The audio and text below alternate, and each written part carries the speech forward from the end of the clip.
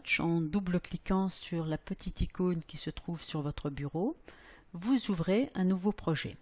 Alors si c'est la première fois que vous lancez Scratch, peut-être ici n'avez-vous pas l'interface en français. Alors pour le mettre en français, alors voyons, vous l'avez peut-être comme ceci, c'est-à-dire tout est en anglais. Pour le mettre en français, eh bien il suffit ici, vous voyez là, il y a le petit globe terrestre, de choisir ensuite ici le français. Voilà, là j'ai mon interface en français. Alors sur cette interface, j'ai quoi? J'ai une scène. Sur cette scène va se dérouler, en fait, va être exécuté mon programme. Sur cette scène, j'ai des arrière-plans qui définissent le fond de la scène. Ici, j'ai un arrière-plan tout blanc, mais je peux en rajouter, soit en dessiner un, soit en importer un à partir d'une image que j'aurai sur mon disque dur, par exemple, ou bien ici, en choisir un dans ma bibliothèque.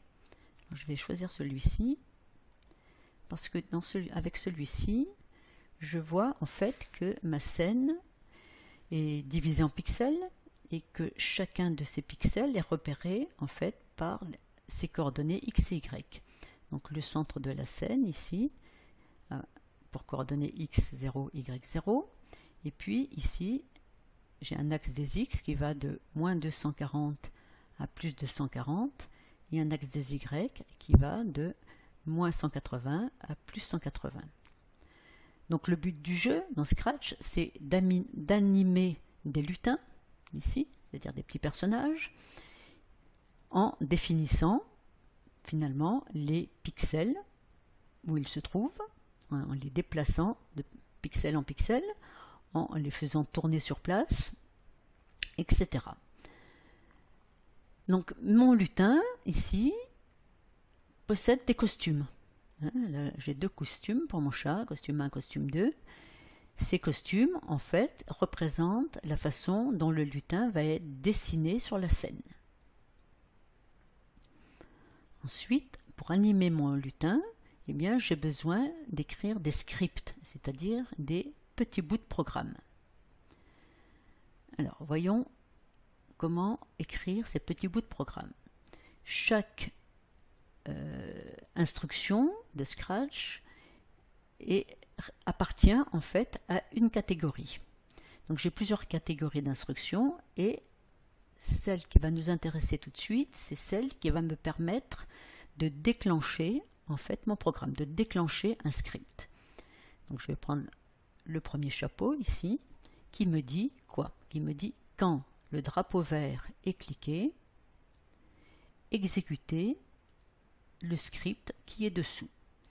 Le script qui est dessous, je le construis à partir de briques d'instructions ici que je viens glisser sous mon chapeau. Donc quand mon drapeau vert est cliqué, avancer de, par exemple, 100 pas, 100 pixels. Si je clique ici sur mon drapeau vert, la condition va être remplie et je vais exécuter avancer de 100. Voilà, mon chat a bien avancé de 100. Une autre possibilité, c'est de dire quand la touche espace ou A ou B, etc. est pressée, alors exécuter le script qui est dessous le chapeau, mais uniquement lorsque la touche espace est pressée. Donc si je clique sur mon drapeau vert, il ne va pas se passer grand chose parce que ici, sous mon chapeau, il n'y a rien. Il n'y a pas d'instruction. Si maintenant j'appuie sur ma touche espace, voilà, mon chat s'est déplacé de nouveau de 100 pixels. Alors hop, on revient là. Alors voyons un petit peu les différentes catégories. Ici, dans ma catégorie mouvement, vous allez trouver tout ce qui va me permettre de faire bouger mon chat. Donc le faire avancer, le faire tourner, s'orienter, c'est-à-dire s'orienter vers la droite, vers la gauche, vers le haut, vers le bas, etc. Donc tout ce qui fait bouger mon lutin se trouve ici dans la catégorie mouvement. Dans la catégorie apparence, je vais avoir les instructions qui vont me permettre de changer de costume pour mon lutin, de changer de l'arrière-plan, c'est-à-dire ce qui ici est dessiné sur la scène, de dire des choses, de penser des choses. Alors penser, je vais avoir des petites bulles là, qui vont s'échapper de la tête de mon lutin avec le texte qu'il est en train de penser. Ici, j'ai la possibilité de faire jouer des sons. Donc là, en rose, j'ai toutes les instructions qui me permettent de jouer sur des sons. En vert, ce sont toutes les instructions qui vont me permettre de dessiner sur le fond de la scène. Ici, ce sont des instructions qui me permettent de créer des variables. Nous verrons ça un peu plus tard. Ici, j'ai des instructions qui contrôlent le déroulement de mon programme. Ici, par exemple, je vais mettre mon programme en pause pendant 1 seconde ou 2 secondes si je change la valeur qu'il y a ici. Ici, ce bloc me permet de répéter un certain nombre de fois les instructions que je vais venir ici mettre dans la mâchoire de ce bloc. Bon, nous verrons ces différents blocs de contrôle un petit peu plus tard, mais donc c'est dans la catégorie contrôle. Ici, par exemple, si je prends les contrôles, si une condition est remplie, alors faire telle chose, eh bien ces conditions, je vais pouvoir les tester à partir ici des blocs capteurs. Par exemple, si le pointeur de la souris est touché, alors faire telle chose.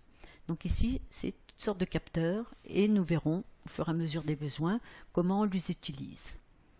Les opérateurs, ça va me permettre de faire des opérations. Ça va me permettre de faire des tests entre des valeurs. Est-ce que la valeur ici à gauche est plus petite que celle à droite, égale, plus grande. Ici, ça me permet de faire des tests et, des tests ou, etc., etc. J'ai également la possibilité ici d'utiliser des fonctions qui sont prédéfinies dans Scratch. Bon, nous verrons la catégorie ajouter bloc lorsque nous en aurons besoin. Ajouter bloc, ça permet de créer des procédures, mais nous verrons ça plus tard. Alors, comment programme-t-on? Alors, qu'est-ce que j'aimerais faire? J'aimerais que mon chat dessine un petit carré ici sur le fond de ma scène. Je vais donc commencer par me mettre dans les conditions qui me permettent de dessiner sur ma scène. C'est-à-dire de mettre mon stylo en position d'écriture. Mais peut-être quand même, avant de faire ça, je vais déjà demander au chat de se positionner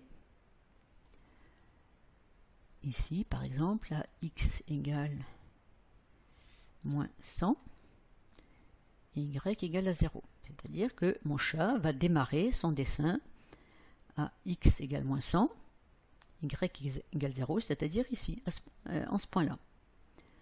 Ensuite, j'aimerais que, en fait, supprimer, ne plus afficher cet arrière-plan, mais afficher l'arrière-plan qui était tout blanc. Donc je vais dire basculer sur l'arrière-plan, arrière-plan 1. C'est-à-dire celui, je regarde ici, mes arrière-plans, l'arrière-plan 1, il est là. Là. Je reviens sur mon chat, le script de mon chat. Donc je me mets en position d'écriture, et puis donc là, je vais lui demander de commencer à dessiner, avancer de 100. Ensuite, il faut qu'il tourne à 90 degrés.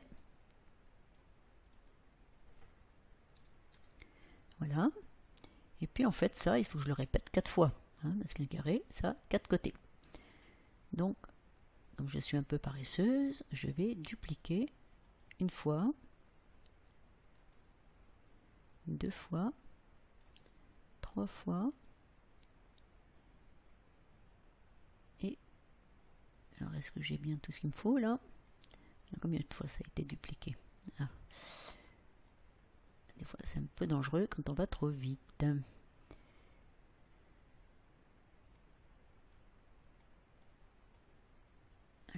recommençons. Tac.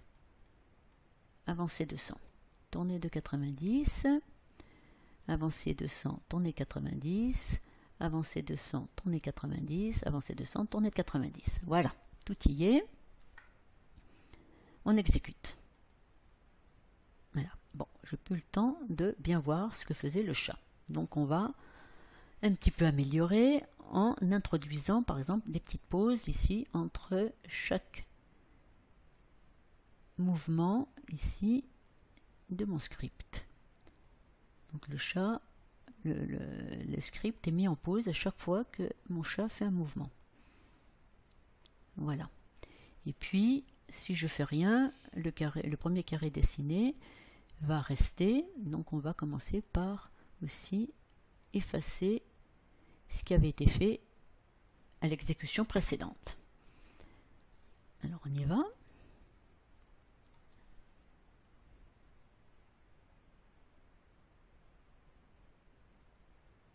Voilà, mon script est terminé, mon chat a dessiné mon carré.